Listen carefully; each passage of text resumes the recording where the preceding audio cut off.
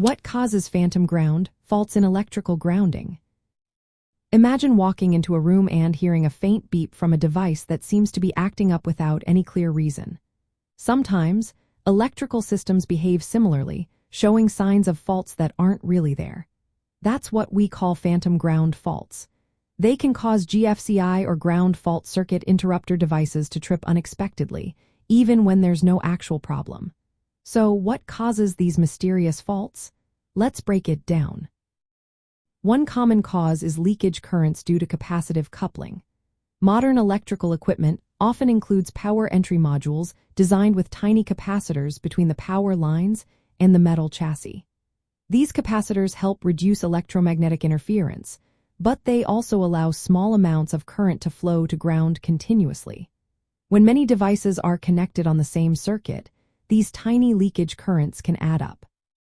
If they reach a level that triggers a GFCI device, it might trip even though there's no real fault. Another cause is insulation deterioration over time. Wires and cables are exposed to heat, moisture, and mechanical wear. When insulation wears down, it lowers the resistance between conductors and ground.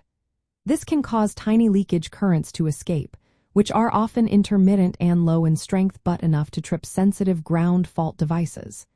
Aging wiring is a common culprit, especially in older buildings. Moisture and water intrusion also play a big role. Water conducts electricity, so if moisture seeps into electrical boxes, conduits, or equipment enclosures, it creates unintended paths to ground. This reduces insulation resistance and increases leakage currents.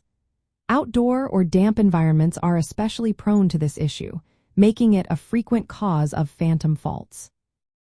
Electromagnetic interference can induce voltages on wires without any actual current flow.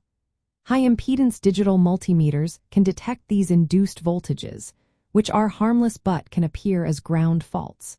This is common in underground or conduit wiring where multiple circuits run close together, creating electromagnetic fields that induce small voltages on neighboring wires. Loose or poor connections are another factor. When terminals are not tight or wiring is faulty, small arcing currents or intermittent leakage paths can develop.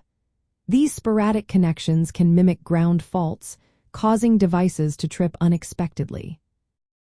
Lastly, when many devices with inherent leakage currents operate on the same circuit, their combined leakage can surpass the trip threshold of GFCI devices.